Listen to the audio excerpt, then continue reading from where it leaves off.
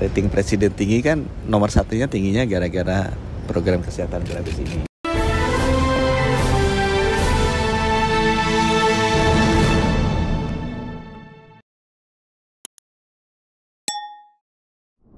Jadi tadi rapat mengenai update beliau mengenai program cek kesehatan gratis. Diputuskan oleh beliau nanti tanggal 10 Februari ini sudah bisa jalan di puskesmas dan juga klinik-klinik. Nanti beliau sama seperti yang makan bergizi mau lihat itu di salah satu puskesmas.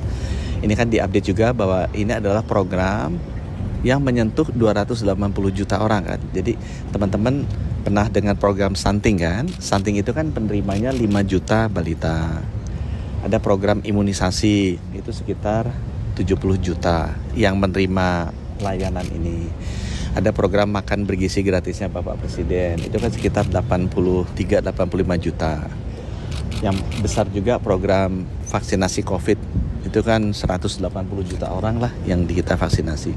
Nah ini adalah program terbesar, karena 280 juta masyarakat seluruhnya mulai dari balai lahir sampai lansia itu kita layani.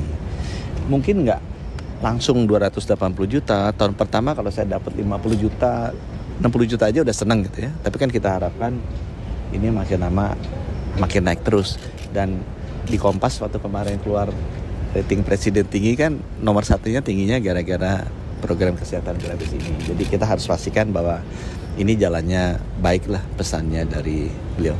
Nah ini akan dilakukan 2 grup ya. Grup yang pertama adalah usia di bawah usia sekolah, di bawah 6 tahun dan di atas usia sekolah. Itu nanti dilakukannya pada saat hari ulang tahun mereka plus 1 bulan. Khusus yang Januari, Februari, Maret boleh sampai April. Jadi ulang tahunnya udah lewat. Dilakukannya di mana? Di 10.000 puskesmas dan 15.000 klinik yang sudah bekerja sama dengan BPJS. Nah khusus yang usia sekolah itu dilakukannya bukan pada saat ulang tahun, tapi pada saat masuk sekolah. Ya pada saat masuk sekolah lakukannya di sana. Kenapa? Supaya nggak penuh puskesmasnya. Karena ini kan 280 juta orang. Nah tadi diupdate juga screeningnya tuh untuk yang bayi baru lahir ada 6, yang balita ada 8. Kemudian anak-anak tuh 11 SD, SMP 13, SMA 12 jenis, dewasa 19, lansia 19 ya. Mungkin yang baru-baru misalnya screening jiwa. Kan dulu kita nggak pernah screen tuh. Sekarang screening jiwa tuh mulai anak sekolah SD udah kita screening.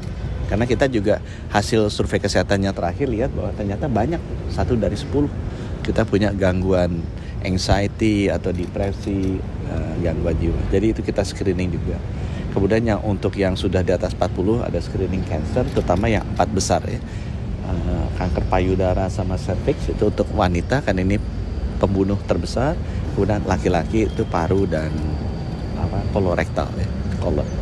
Nah itu kira-kira seperti itu. Kalau untuk anggarannya sendiri 4,7 ya Pak pernah disebutin itu untuk 280 juta itu. Betul.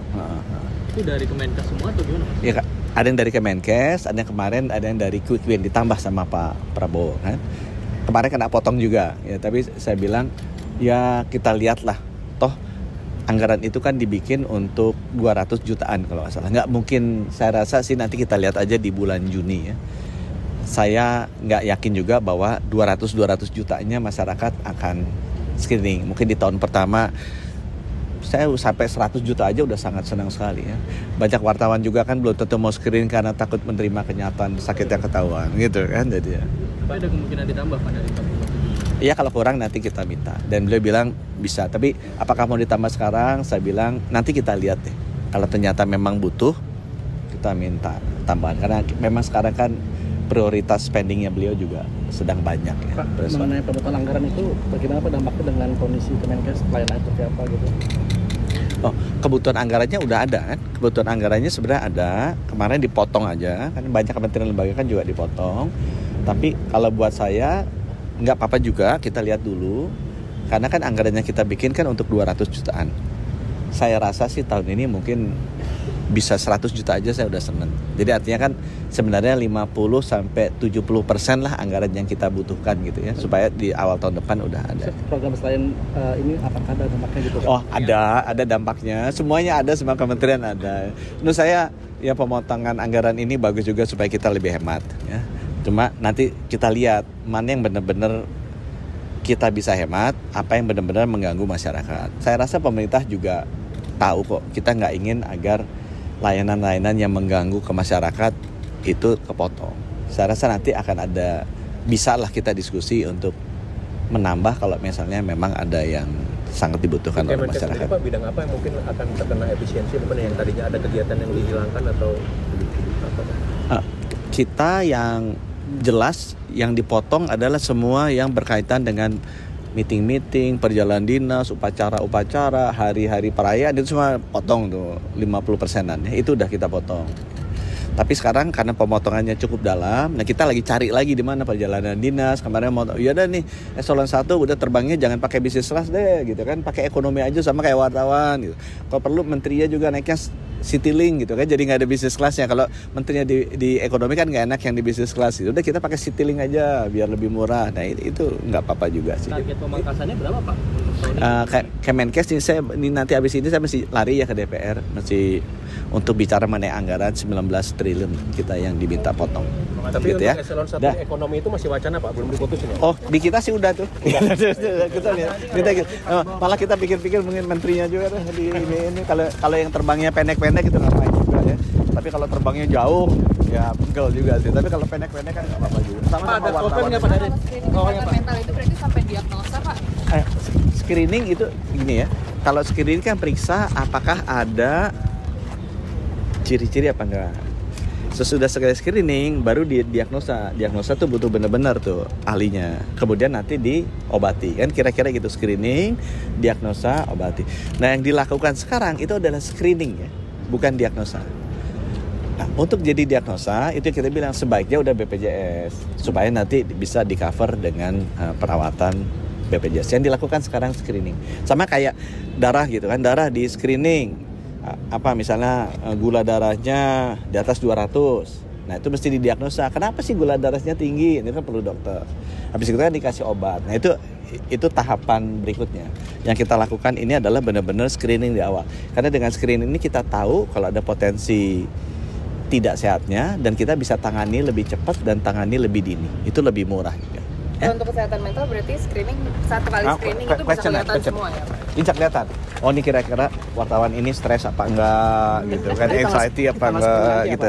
Tanggal 10 nanti sama Pak Prabowo yang langsung meresmikan. Enggak, ya sama kan. Prinsipnya kan kita enggak mau bikin acara-acara. Jadi enggak dalam bentuk acara ya, kita luncurkan aja. Kita koordinasi dengan Pak Mendagri, dengan seluruh gubernur, bupati, wali kota, kepala dinas kesehatan, jadi kita jalan. Mungkin Pak Prabowo nanti kayak yang sekolah tuh dia nengokin lah. Ya, daerah-daerah soal yuk. BPJS yang mengalami klaim. Nah ini Pak, dikit Pak. Itu BPJS, saya udah bilang ke Bapak, kalau hitung-hitungan kami sama Ibu Menkyu, 2025 harusnya aman. Di 2026 kemungkinan masih ada adjustment dari tarifnya, dan saya minta waktu ke beliau nanti kalau hitung-hitungannya sudah pas mau menghadap dengan Ibu Menteri Keuangan untuk menjelaskan. Ada penyesuaian tarif nggak? Rencananya Di 2026 itu ya Pak? 2026. Tapi mesti itu sedang dikerjakan dengan Kementerian Keuangan, BPJS dan Kementerian Perkiraan Kesehatan. naiknya Pak berapa persen? Belum ada angkanya. Makanya masih ngadep beliau. Tapi udah dikasih waktunya nanti aku sama Bu Ani. Untuk penyesuaian Gitu ya. ini apa bro?